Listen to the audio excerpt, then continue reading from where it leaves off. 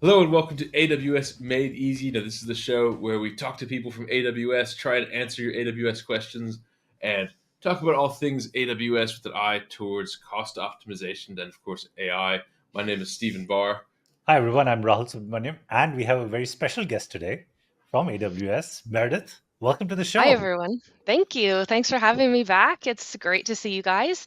Been a while since reInvent, so I'm excited to That's true. share with the rest of the world about our new launches. That was so Now, exciting.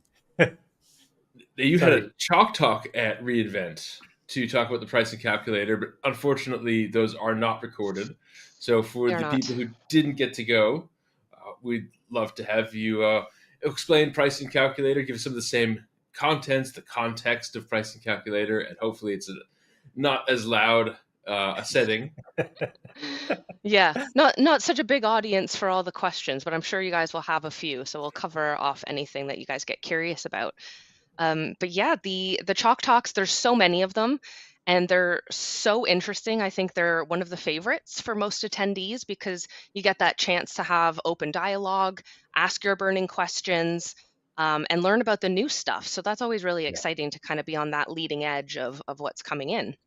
Yeah, I really Um, love the Jock Talk format. I think it's so interactive and so interesting. So for the folks who are actually there on the ground at reInvent, it's an amazing way to one get to know the team behind these products, but also get to ask these nuanced questions about exactly how things work, what are the best practices, and how to actually get it implemented, very quickly. So before we 100%. dive right in, I would love to, just have you tell the audience about yourself. You've been on the show before, but just to refresh everyone's memory, tell us a little bit about yourself, your journey at AWS, and with this team. Yeah, great.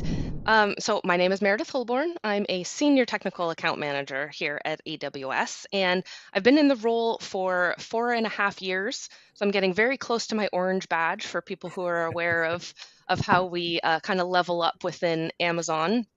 So that's really exciting for me. 4.5 years, always been a TAM. So I have been basically a customer-facing technical point of contact for that time, and I work with public sector customers based in the UK.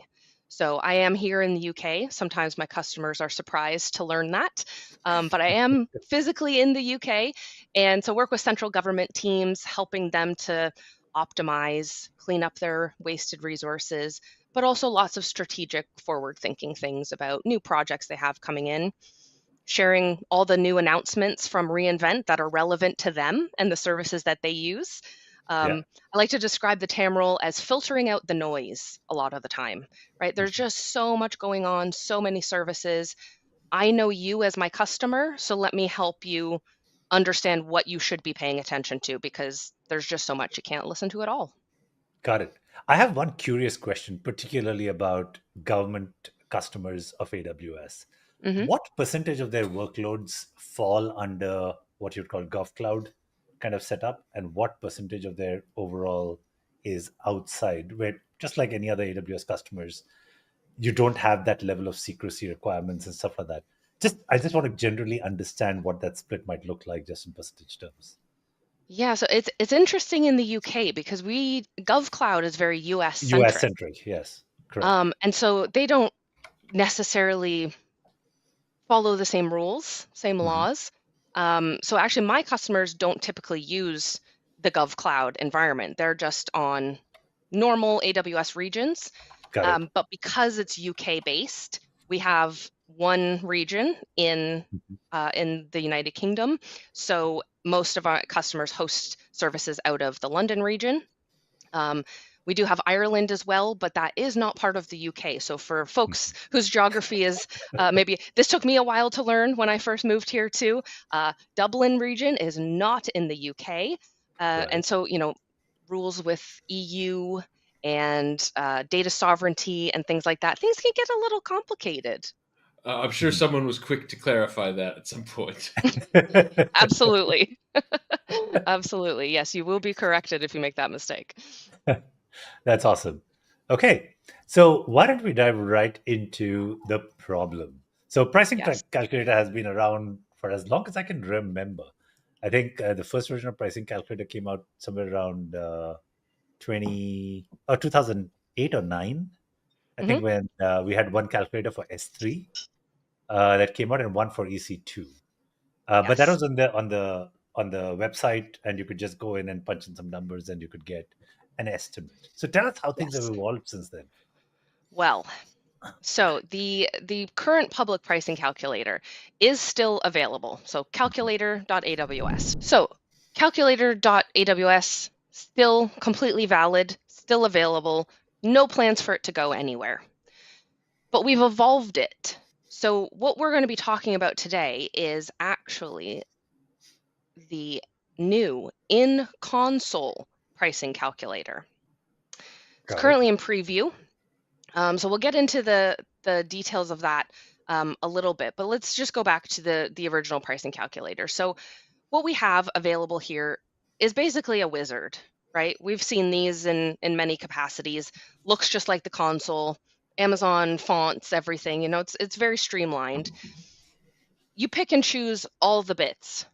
So when I say all the bits, the service, the region you want it in, the different usage types of that service, right? Mhm. So depending on what we're talking about, there could be many different usage types under that service that all acquire costs. Yep. They might have hourly, it might be by gigabyte, it might be a flat fee. And let's just go with S3 here to have a look at what it looks like.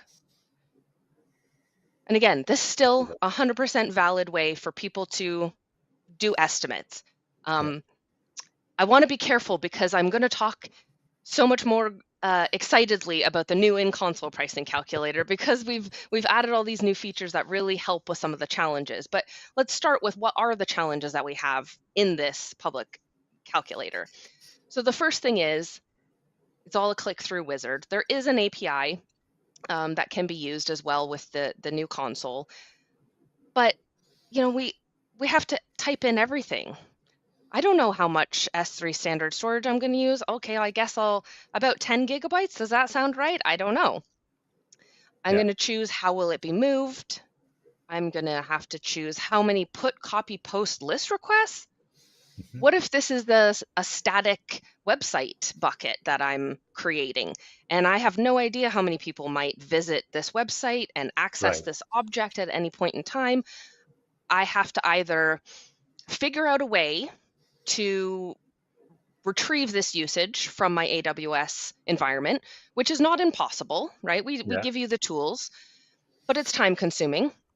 Yep. Or I have to make an educated guess, wave my magic wand, hope for the best. Yeah. So let's just say I put in 1,000 here. Sure, sounds good. Yep, and another 1,000 of those. And it just continues from here. So, okay, this is just my S3 bucket, but I'm going to create a static website. So I might have a database in the background. So I'm using Mhm. the static website for all my objects and pictures and things like that. But then I have a database on the back end. Maybe there's a user login. So maybe I have Cognito in use as well. Then it becomes, data transfer. Right. That's another really overly complicated topic to try to come up with some usage for. Yeah. And then so we save this and we add a new service. And we go through and we create all of these things. Yeah. And so, in a sense, we can think of this as the okay, to make this simple for everyone. This is like what you do when you're at a restaurant. Okay, I'm going to order one of these, two of these, five of these. And in your mind, you can have a running tally, Yep, but you might have forgotten. Oh wait, we all had 2 rounds of drinks beforehand, and that's maybe you forgot a certain thing like data transfer or something like that, and all of a sudden you could be off, especially if you haven't absolutely. done that kind of calculation before. And there's one other aspect, which is, generally we tend to order individually. And when you order individually, you just say, okay, what is your tab, your tab, your tab? But then you have a bunch of common dishes that you might order at the restaurant, right? Right. And then you would have forgotten that, oh, there are these common things that span Hmm. across different services when you stitch them together. So Shared that's services like shared our services. networking and Exactly. VPCs maybe, and any security tooling. So are you paying Right. for a portion of that? Are you considering that in your workload estimates? Exactly.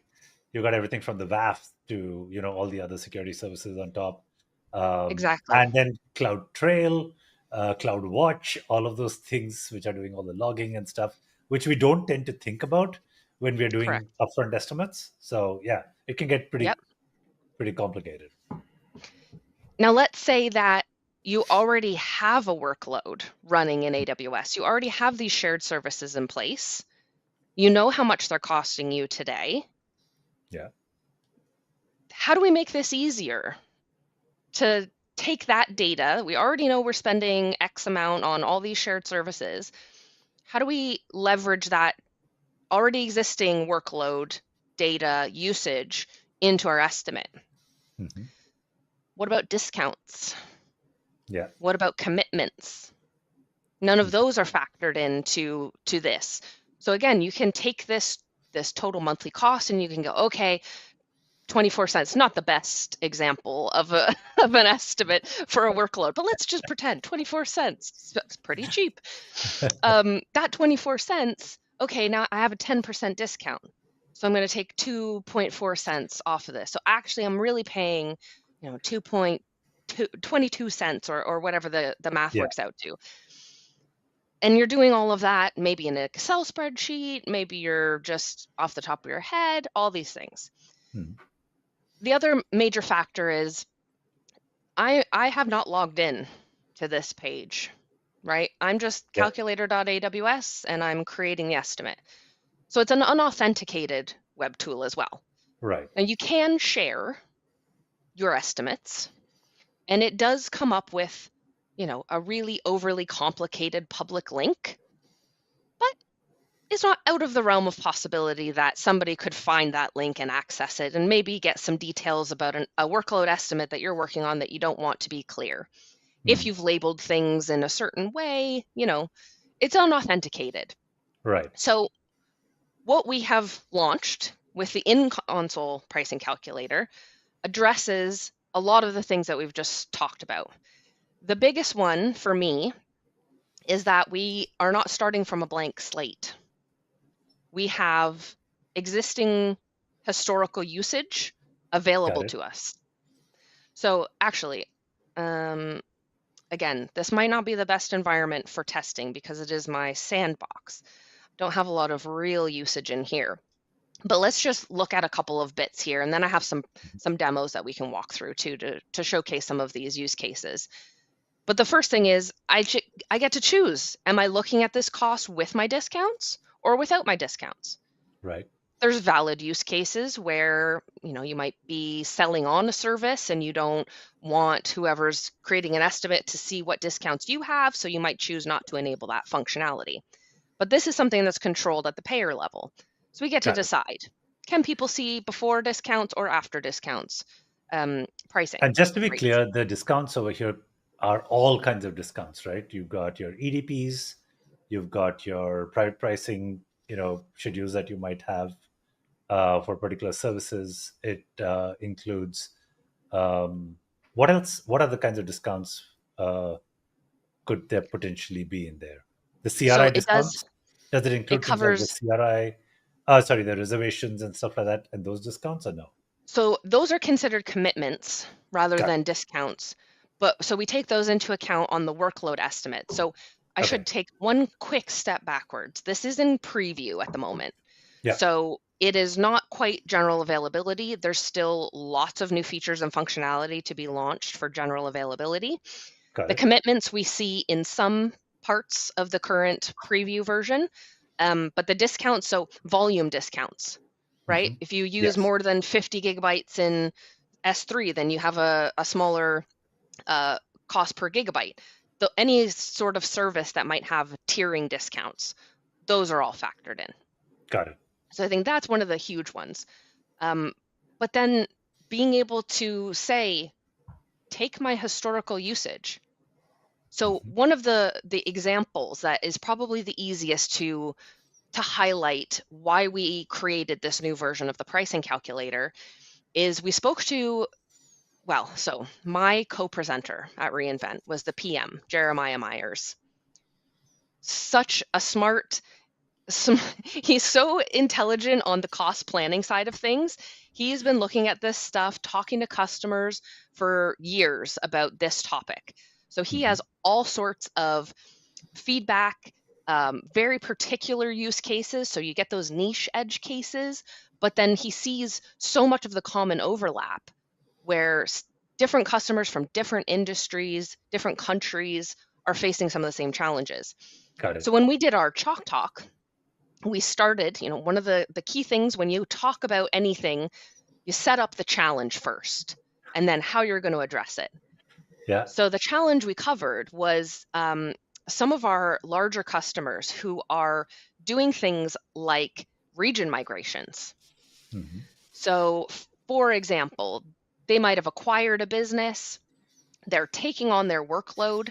That workload is residing in, let's say, the Paris region, because that's where the business currently is.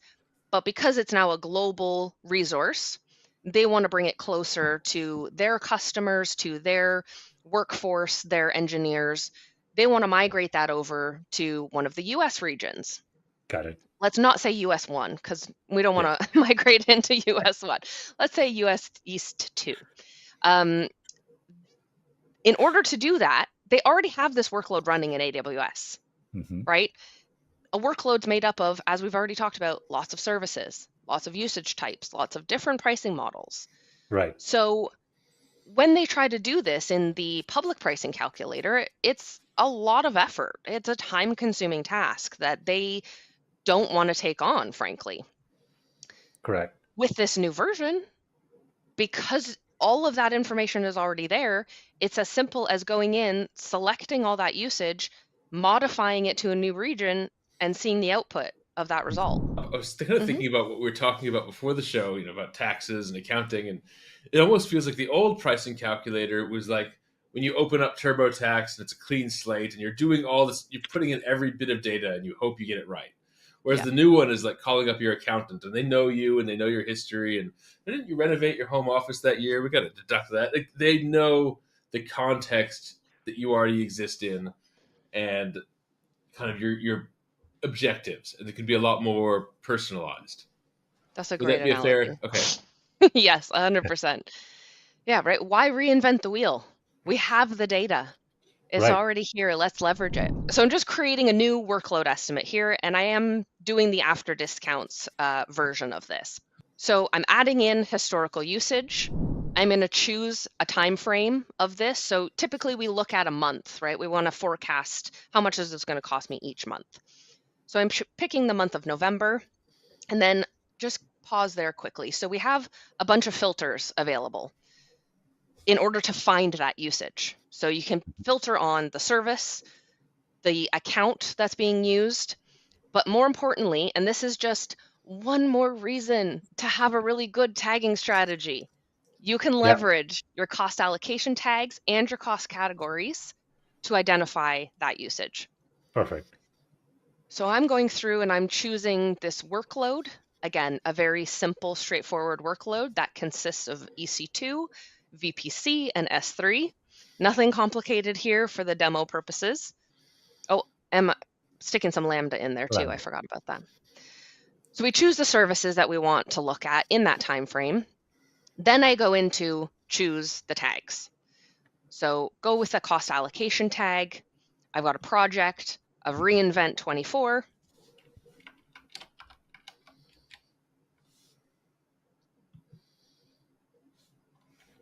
And then we create a group for this usage. So this usage, I can then basically take this as an entire group of lines from my cost and usage report and make modifications to that, because it's really hard to do things slowly when you're just clicking through for a demo. Got it. But it's selected my lines of usage. It has shown me what my historical or current cost is, and broken it down by the different services. I can see which service is costing the most. One quick question on this, Meredith. I assume that, like in most cases, complex workloads are typically going to span multiple accounts. And the way most of us organize it is as part of AWS organizations, you have a management account under which all the other accounts sit. So I assume that when you go into the pricing calculator in the management account, all of those sub accounts and all of their usage is rolled up because it's available in the console, it's available to that account, it's available in the billing and cost management console right there. Correct? That's right. Yes. So this Excellent. is taking. I think I might be wrong on this, but I believe is it using the cost and usage report directly, or it's connecting to Cost Explorer to get this Got it. data for us. Perfect. And so, yeah, whatever account you're in, whatever cost and usage data that particular account can see. So if it's a child account, you can probably only see its own. Right. If it's a management account, it can see everything. So Perfect. you'll have that distinction. So yeah, I should clarify too then, this is a management account that I'm in, or a payer account, Yeah. however you refer to it. So that workload that I've pulled in all my historical usage from, I want to modify this. So this is a migration to a new region. And I think my example is actually going to go from London to Paris because everything is more expensive in Paris. So we want to see what that impact looks like.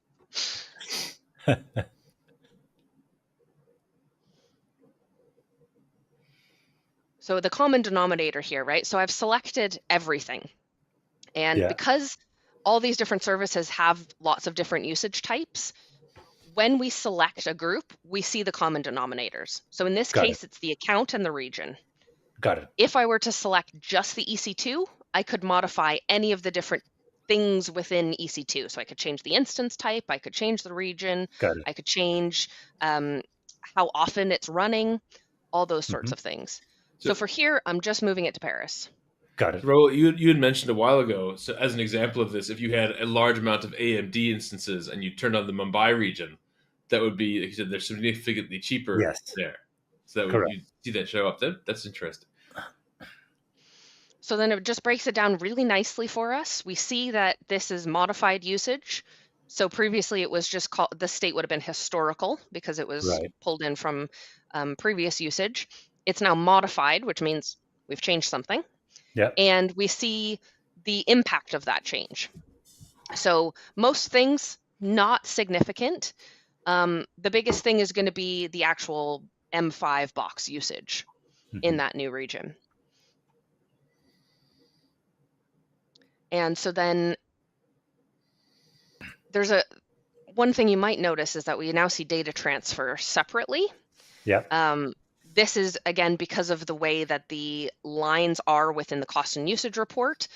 Data transfer relates to lots of different services, but it is also its own category in its own right, kind Yeah. of. So we break it out separately. And then Got we it. just see the estimated cost right here for a month if I were to just pick up everything and move it to Paris.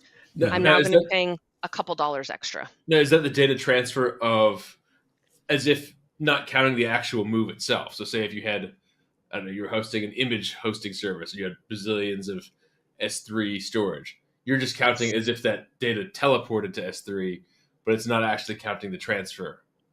That's correct. That's a very good point. Yes. It is not considering any of the actual migration piece. It's when it's migrated, how much is it going to cost us to run it going forward? Got it. So yeah, that's one of the most common use cases is how do I just modify something? So, resizing instances or my favorite, GP2 to GP3, right? We talked about last time. It's everyone's favorite. Right? And I will, as your TAM, my customers that are listening to this right now, yes, Meredith keeps telling us we'll save up to 20% if we move to GP3. Prove it. Yeah. Okay, let's use the new in-console pricing calculator and see for your specific environment. Yeah. Maybe it's closer to 23%. Maybe it's closer to 18% because you have a few edge cases that aren't optimized fully for GP3. So it just gives us a really easy starting point. No more blank slate. Just start from some usage that's already there, take the guessing out of it. That's awesome. I see that there's at the very bottom of the screen, there's the number of lines 21 out of 2000. Is that a limitation on the number of line items that we can currently compute at one time in the estimate, in the calculator? It is currently. So Got it. there could be, I wouldn't be surprised, some people will hit this limit, Mhm. depending on what kinds of workloads they are. I'm not sure. I should have had a chat with Jeremiah before this to find out all the things that have been confirmed for roadmap for GA. Got But it. GA should be this year. We're Mhm. hoping, so that's exciting. And we'll have a few new features and functionality. But I think one of the things that had definitely been raised was this limitation on the number of lines, and can we increase that? One of my favorite things I Yeah. got to do at reInvent this year was sit in a room with a bunch of customers and talk NDA roadmap things about the pricing calculator, and just hearing, you know, they're thinking about it from a slightly different way than we might be because they're the Mhm. ones using it. Right. And so it was really interesting to hear some of the things, and a lot of it was already planned, but we maybe shifted priority on a couple of things that came about more frequently than other topics. Um, and yeah, it's just, I can see how it's going to just continue to improve from here. Mhm. One of the other big CFM announcements, I don't know if you guys have had a look at the purchase analyzer Yep. functionality. Yep. We did. So That's been pretty this neat. ties in really nice with that as well, because you can forecast, okay, I see what my recommendations are for savings plan, but Mhm. I know that I'm going to migrate a couple new applications this year. I Right. know that I'm acquiring this business and I'm going to take over their accounts, and my bill's going to increase. So this recommendation that's based on my current historical, I Mhm. know for sure it's going to change. So you can model, okay, what if I Got it. incremented that recommendation by a couple more dollars? You then tie that into this pricing calculator. You can model new savings plans in a billing estimate in the new pricing Mhm. calculator as well. So then you can see, okay, what is this new workload actually going to cost me? And then you can maybe make a more educated decision about that additional incremental commitment you're going to make, which will be maybe overcommitting at the beginning, but will level out and be beneficial in the long run because you know what's coming. Yeah. One of the features that I had uh, contemplated for this was whenever you have things like the computer optimizer or your trusted advisor, which basically produce a whole lot of recommendations, if there was Hmm. an easy way to go right from there to the pricing calculator that just took all of those recommendations, put it in the context of whatever your app was, and then said your app basically goes from this price point to this price point. um, as you Because since the API are already available and you know Hmm. exactly what the recommendations are, it should be fairly easy to understand what the scope of those savings are really going to be in real Right. terms across the entire app. These are the types of things that I anticipate will probably become a thing because, like you say, we can integrate all these services. Right. Um, and we already have cost optimization hub that integrates with your compute optimizer results and your right sizing recommendations and your savings plan recommendations, RI recommendations. So how we integrate cost optimization hub with pricing calculator. Okay, if I do make all of these changes, because it gives you some estimates, Right. right, within the tooling now. But if we want to get a little more focused and detailed and granular, we can integrate that with the pricing calculator and see what that looks like. Got it. I'll make sure that Jeremiah hears this feedback. Don't worry. That's awesome. And then I have one other. This one is probably a more sophisticated use case for this. Hmm. I've always been curious. The biggest cost savings that you usually see are with EC2 instance resizing, right? Hmm. And that is not just moving one instance from this type to another, but it has a massive impact when you're particularly attaching it to an auto scaling group or some kind of a system that is scaling up and down constantly, right? Hmm.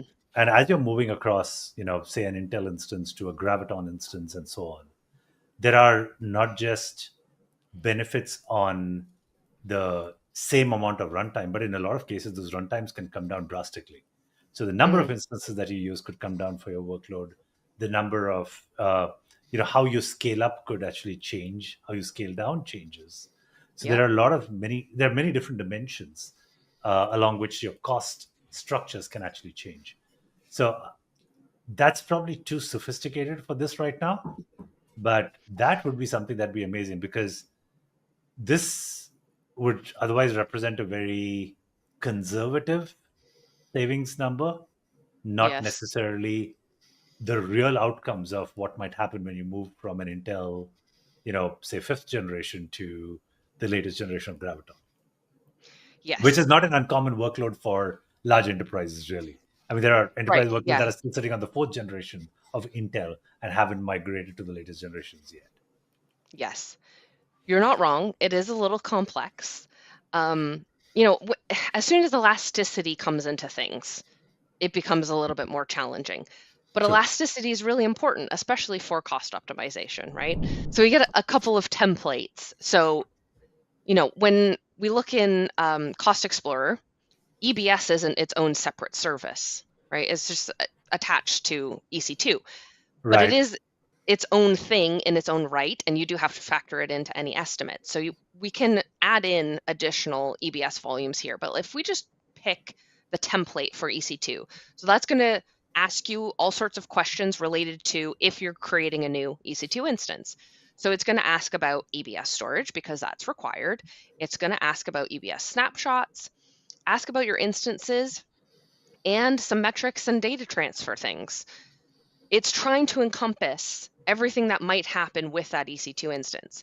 So if we go back to the EC2 instance, and let's go with, I'm going to stick with my M5 larges.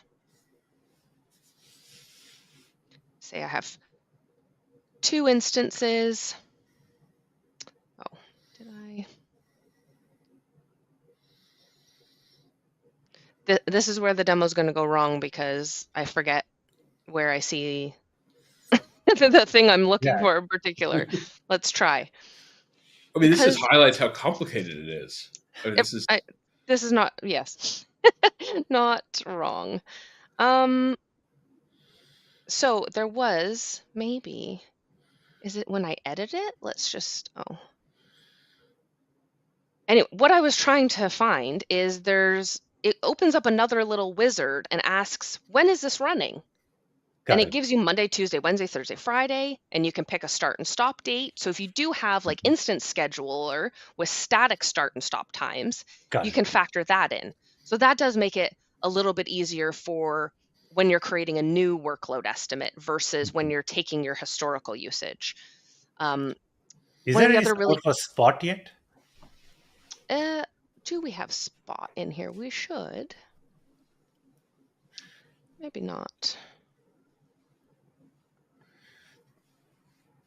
Maybe not.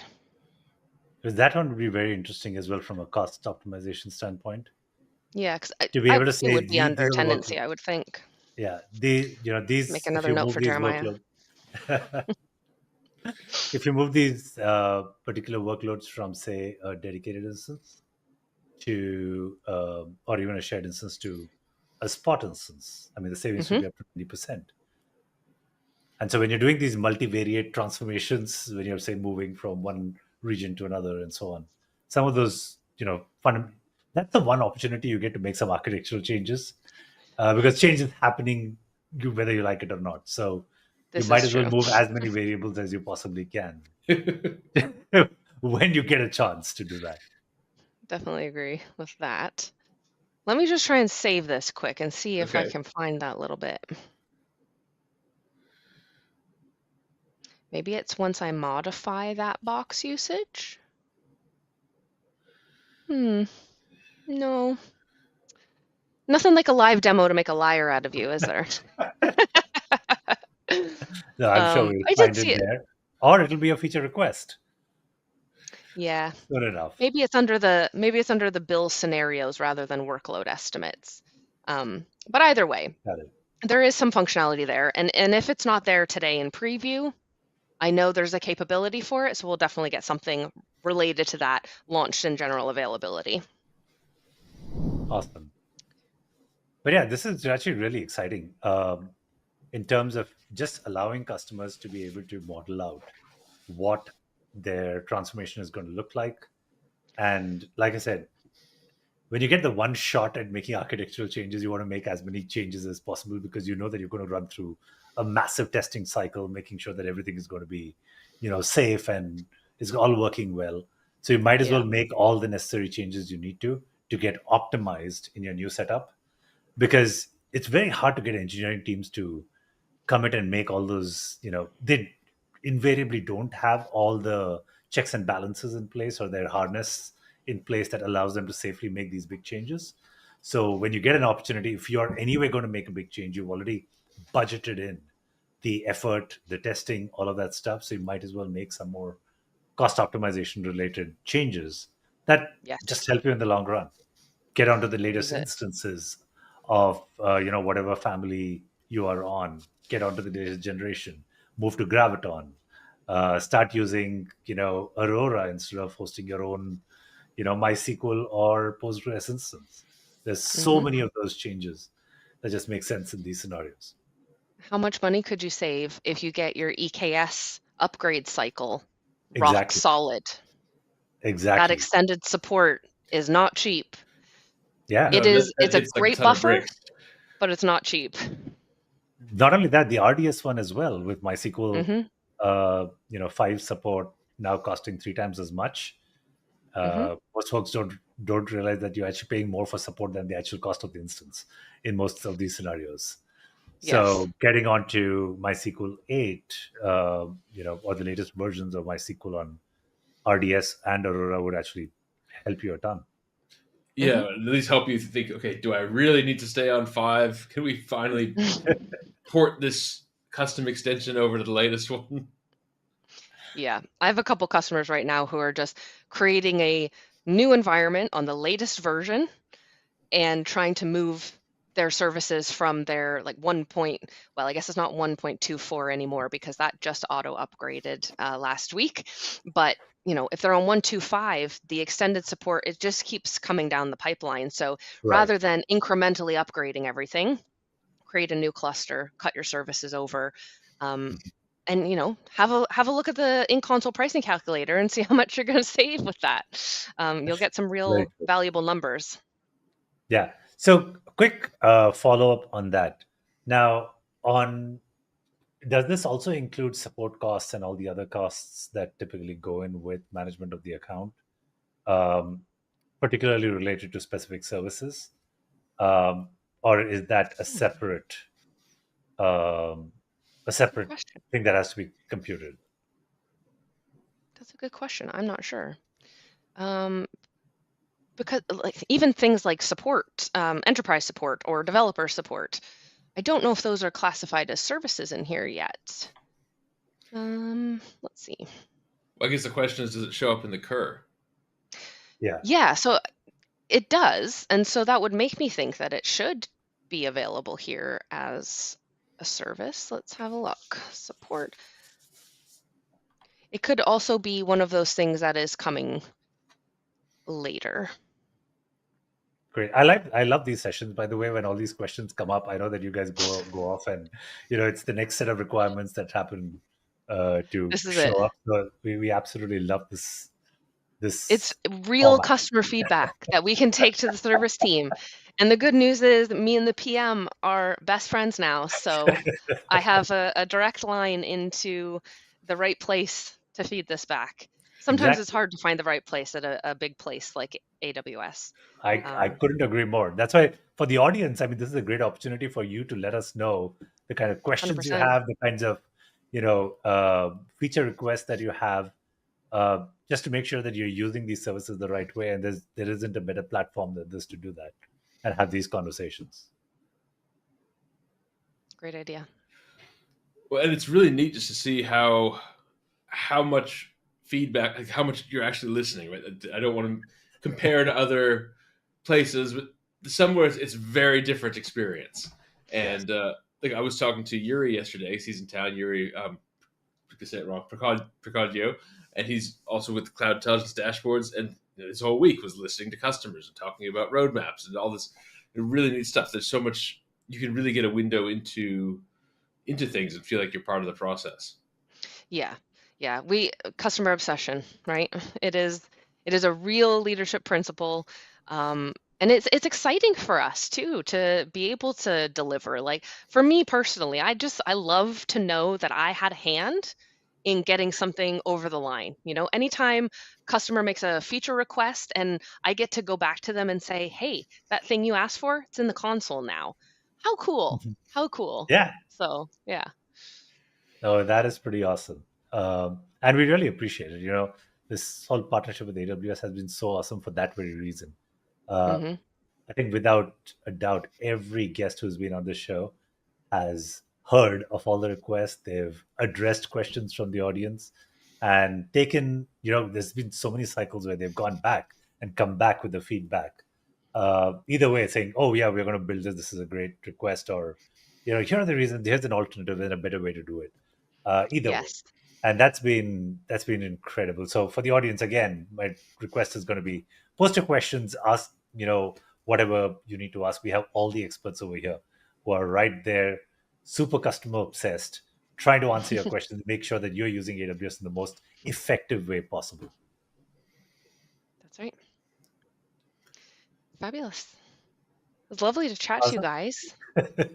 Likewise. Thank you so much for coming on the show. This is Yeah, an absolutely. absolute pleasure. And we learned a ton. Always fun. I have a whole lot of things to go back to the team with, and I'm sure think you'll have some questions yourself, Rahul. I'm going to Be a have a few bunch of comments posted questions. from you. I've got a question here before we wrap up. Yeah. How are you seeing people wrap their mind around AI spend? And is that something that they're able to predict reliably now, or where are enterprises at in that process? Yeah.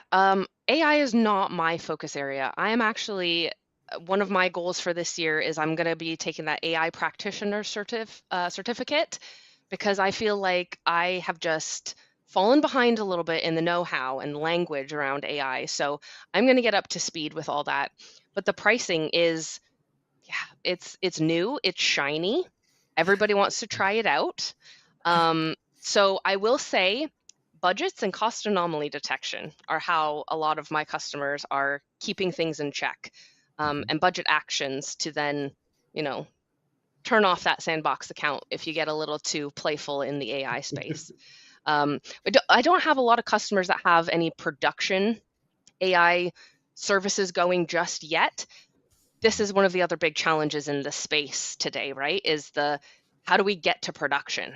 Lots of Right. POCs, lots of sandboxes and playing, but how do we get that to production? But yes, cost management tooling to keep your teams in check is probably my biggest tip on keeping your AI spend in check. What I'm Awesome. trying to do now is every single, like, my go-to is Claude 3.5 Sonnet, and I realize, okay, I can use Nova Lite for this. This is Mm, not Yeah. this is I don't it doesn't need to be the absolute frontier of sophistication to munge a JSON a little bit. Like, I'd probably do it with a sure. regular expression if I was clever, but Nova Lite is plenty good enough for that. Yeah. And And my I'm last not question on this surprised. thread, are we going to get Q for the pricing calculator? We can just ask the question You can ask and Q have some it cost build up the, yeah. questions. You can ask Q some cost questions. But the pricing And calculator question, particularly like if I was to move, save people all that trouble of filling out all those forms and the migration, just chat and be able to say, I'm trying to move this workload from here to here. Build me the calculator with everything else, and then you can just tweak a few variables. yeah, I see some challenges with that because a lot of times, like Q doesn't want to give you too much information for security purposes and things. So it having Mhm. access to your cost and usage data, suppose would be additional permissions. And if you're happy to enable those at some point down the line, if we introduce that, but Mhm. like this is the future of what AI can hopefully do for us, right? So Yeah, I don't want to say no because never say never. But it's not there today.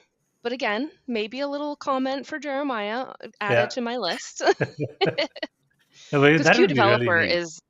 Q Yeah, developer is so powerful and it has so much knowledge about everything AWS. So to add that additional layer where I can allow you to inspect my cost and usage data a little more closely if I give you that yeah, permission, and then you can give me a more accurate estimate.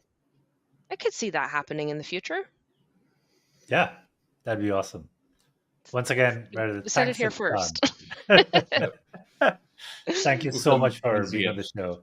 This Thanks, has been guys, for having absolutely me. It was great wonderful, to catch up. as Thanks, Meredith. always, and we'll definitely have you back with more updates. I'm sure there'll be tons of new announcements, new Yes, exciting when we go stuff. GA, what's new Yes, in GA? Let's do exactly. that. We should probably do a follow-up where we talk about exactly what has GA'd, what fell off in terms of features, what Yes. evolved. All there's going to be tons of new stuff in there as well. So we'd love Yeah, to that'd be great. hear about those. All right. Well, thanks Fab. again, and hopefully you have a nice evening. Thanks, you All right. guys, too. Bye, everyone. Thanks, everyone. Bye.